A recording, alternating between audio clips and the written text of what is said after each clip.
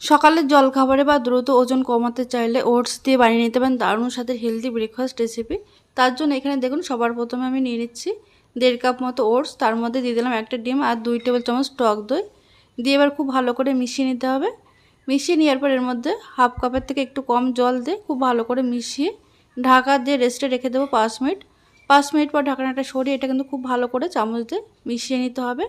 এবার এর মধ্যে দিয়েছি লঙ্কা কুচি, পেঁয়াজ কুচি, টমেটো কুচি, গাজর কুচি। এবার সমস্ত কিছু একসঙ্গে মিশিয়ে নেওয়ার পর এর মধ্যে দিয়ে দেবো স্বাদ মতো নুন, দিয়ে দিচ্ছি সামান্য হলুদ।